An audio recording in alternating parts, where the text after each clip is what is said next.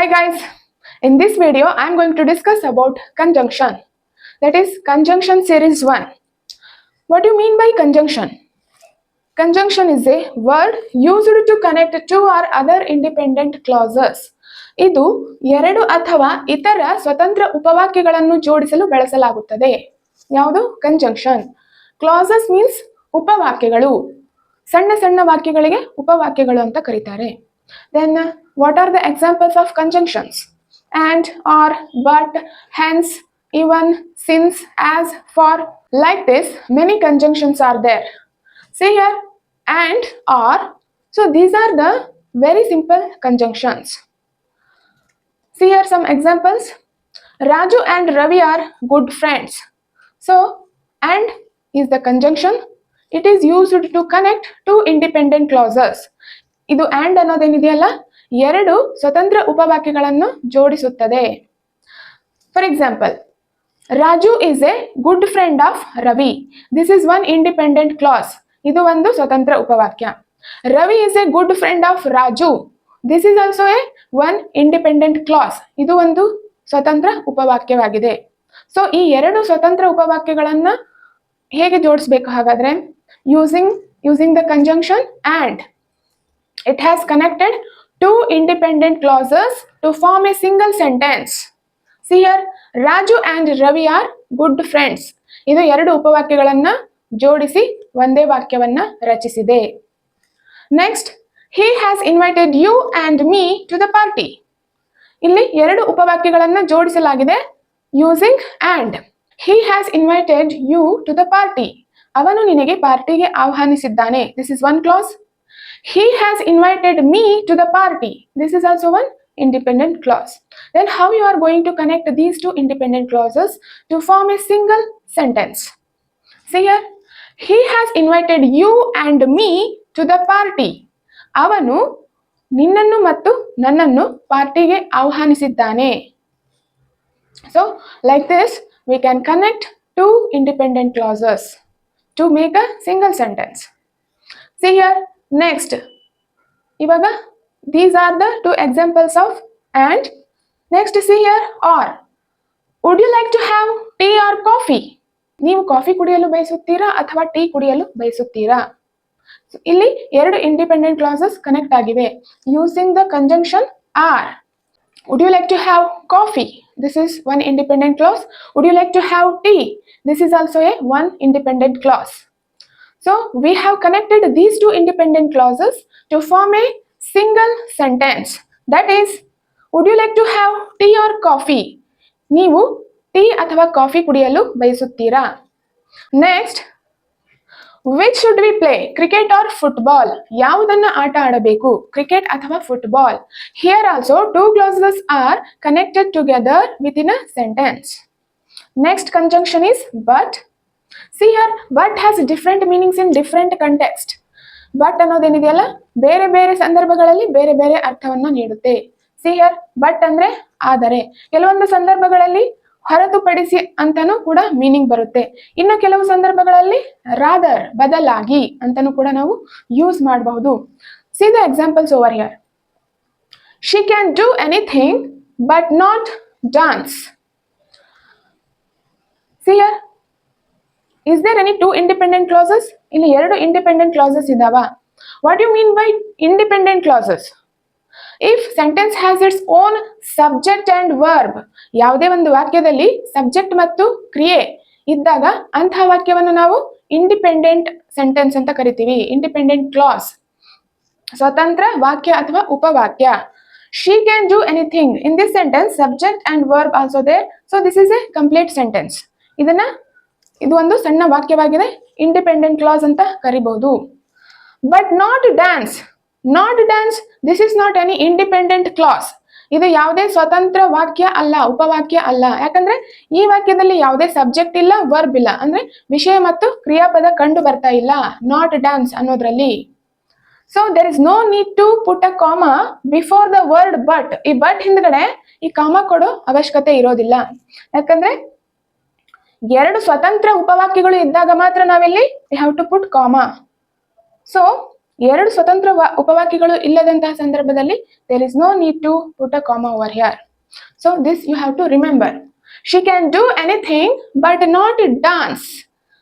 ಅವಳು ನೃತ್ಯ ಹೊರತುಪಡಿಸಿ ಏನು ಬೇಕಾದರೂ ಮಾಡಬಹುದು ಅಥವಾ ಏನು ಬೇಕಾದರೂ ಮಾಡುತ್ತಾಳೆ. But not, what is the meaning of but not? But not ಅಂದ್ರೆ ಇಲ್ಲಿ ಹೊರತುಪಡಿಸಿ, except. But not meaning is except, ಹೊರತುಪಡಿಸಿ. She can do anything except dance. ಅವಳು ಡ್ಯಾನ್ಸ್ ಹೊರತುಪಡಿಸಿ ಬೇರೆ ಏನು ಬೇಕಾದರೂ ಮಾಡುತ್ತಾಳೆ. See the next example. He can work anywhere but not Microsoft.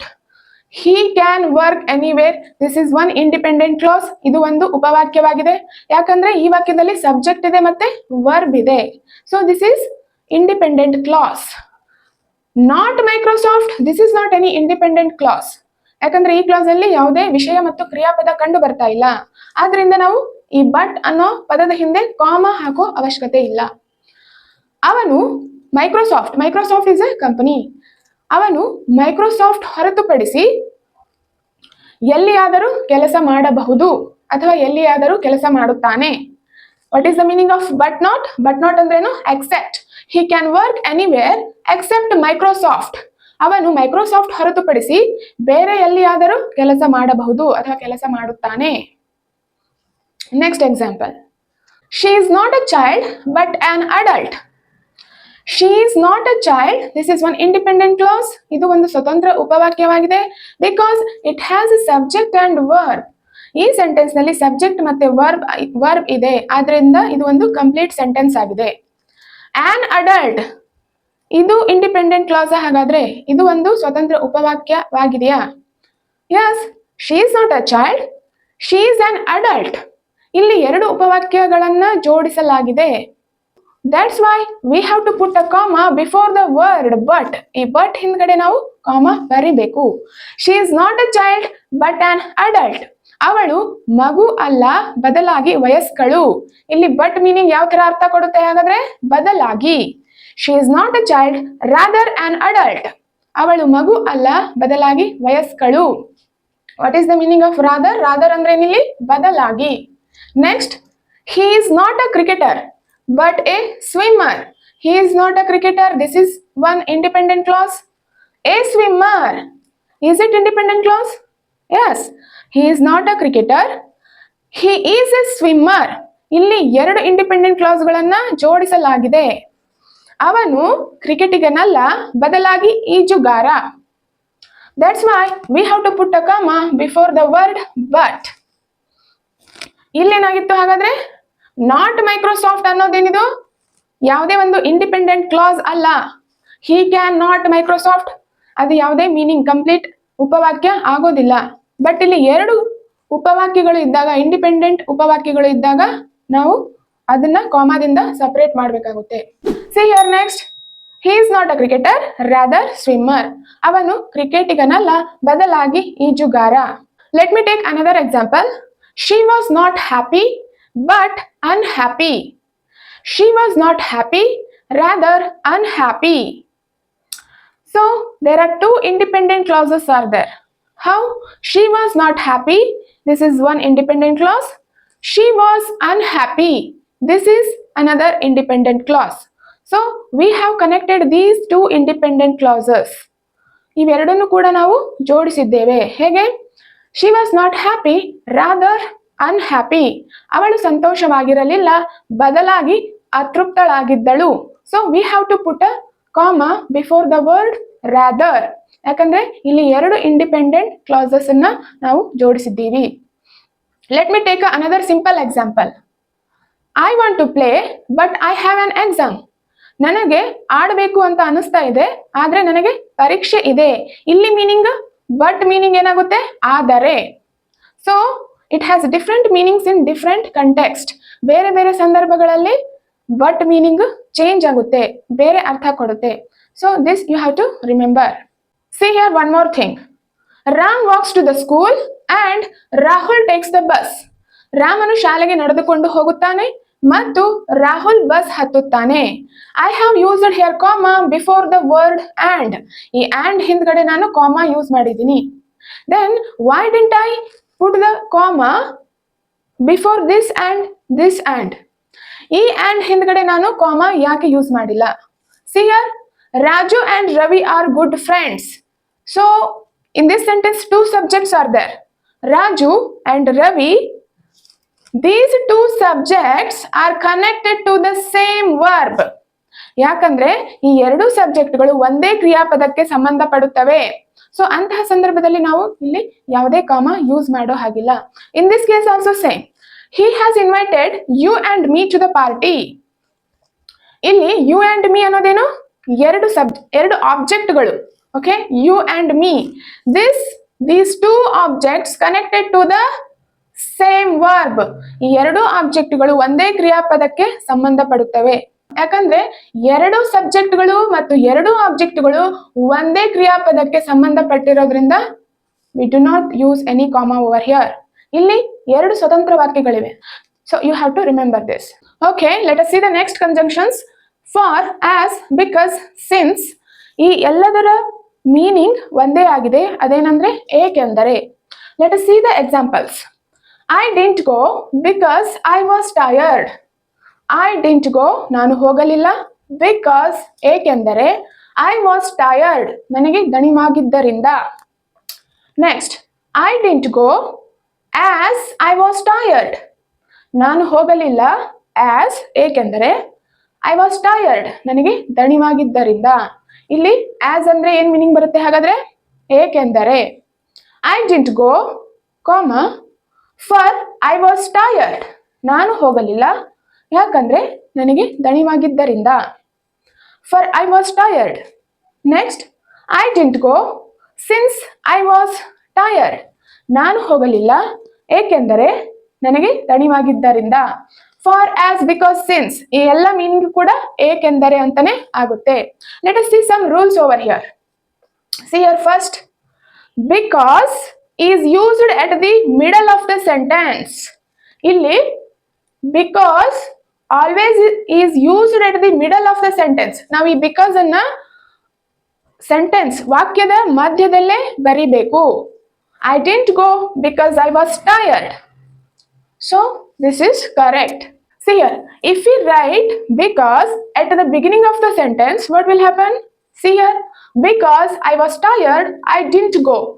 ಏಕೆಂದರೆ ನನಗೆ ದಣಿವಾಗಿದ್ದರಿಂದ ನಾನು ಹೋಗಲಿಲ್ಲ. So if we write because at the beginning of the sentence, it will create more complex sentence. Often student will get confused. ಈ sentence ಆರಂಭದಲ್ಲೇ ಬರೆಯೋದ್ರಿಂದ confuse ಆಗುತ್ತೆ. So always we have to write because at the middle of the sentence only. This is also grammatically correct, but we have to prefer this one. Okay, so ಇದು confusion create ಮಾಡುತ್ತೆ. Because I was tired, I didn't go. Okay, next, see here, for. Always use comma before for when we use it in the middle of the sentence. ಇಲ್ಲಿ middle of the sentence ಅಲ್ಲಿ ನಾವು for use ಮಾಡಿದೀವಿ. I didn't go, we have to put comma before the word for, right? ಇಲ್ಲಿ ಯಾವುದೇ ನಾವು comma use ಮಾಡಿಲ್ಲ. for ಬರೆಯೋ ಸಂದರ್ಭದಲ್ಲಿ ಮಾತ್ರ ನಾವು ಮಿಡಲ್ ಅಲ್ಲಿ ಬರೆಯುವಂತಹ ಸಂದರ್ಭದಲ್ಲಿ ಮಾತ್ರ ನಾವು comma ಹಾಕಬೇಕು ಇಲ್ಲಿ. So this is the rule. Let us see the next rule. Since is used at the beginning of the sentence. I didn't go since I was tired. ಇಲ್ಲಿ ಮಿಡಲ್ ಅಲ್ಲಿ ಬರ್ದಿದ್ದೀವಿ ನಾವು since. Is it right? See here, we have to use since always at the beginning of the sentence. ವಾಕ್ಯದ ಆರಂಭದಲ್ಲಿ ನಾವು ಇದನ್ನ ಬರಿಬೇಕು. ಯಾವುದನ್ನ? since. See here, since I was tired, I didn't go. ನನಗೆ ದಣಿವಾಗಿದ್ದರಿಂದ ನಾನು ಹೋಗಲಿಲ್ಲ. ಸಿನ್ಸ್ ಅಂದ್ರೇನು? ಏಕೆಂದರೆ ಅಂತಾನೆ ಮೀನಿಂಗ್ ಬರುತ್ತೆ. ಏಕೆಂದರೆ ನನಗೆ ದಣಿವಾದ್ದರಿಂದ ನಾನು ಹೋಗಲಿಲ್ಲ. ಹಾಗಾದ್ರೆ ನಾವು ಸಿನ್ಸ್ ಕೆಲವೊಂದು ಸಂದರ್ಭಗಳಲ್ಲಿ ಮಿಡಲ್ ಯೂಸ್ ಮಾಡ್ತೀವಿ. ಯಾವ ಸಂದರ್ಭದಲ್ಲಿ ಯೂಸ್ ಮಾಡ್ತೀವಿ ಹಾಗಾದ್ರೆ? See here, she has lived in New York since 2017. ಇಲ್ಲಿ ಸಿನ್ಸ್ ಮಿಡಲ್ ಅಲ್ಲಿ ಬಂದಿದೆ. So since is used to indicate starting point in the past. ಹಿಂದಿನ ಆರಂಭದ ಹಂತದ ಬಗ್ಗೆ ಇದು ತಿಳಿಸಿಕೊಡುತ್ತೆ. She has lived in New York since 2017. ಅವಳು 2017ರಿಂದ ನ್ಯೂಯಾರ್ಕ್ ನಲ್ಲಿ ಇದ್ದಾಳೆ. 2017ರಿಂದನೂ ಕೂಡ ಇಲ್ಲಿಯವರೆಗೆ ಅವಳು ನ್ಯೂಯಾರ್ಕ್ ನಲ್ಲಿ ವಾಸಿಸುತ್ತಿದ್ದಾಳೆ. ಇದು ಹಿಂದಿನ ಆರಂಭದ ಕ್ರಿಯೆಯ ಬಗ್ಗೆ ತಿಳಿಸಿಕೊಡುತ್ತೆ. ಸೊ ಅಂತಹ ಸಂದರ್ಭದಲ್ಲಿ ನಾವು ಸಿನ್ಸ್ ಮಿಡಲ್ ಯೂಸ್ ಮಾಡ್ತೀವಿ. It refers to the time period in the past. ಹಿಂದೆ ಕ್ರಿಯೆ ಯಾವ ಹಂತದಲ್ಲಿ ಆರಂಭವಾಯಿತು ಅನ್ನೋದನ್ನ ತಿಳಿಸಿಕೊಡುತ್ತೆ.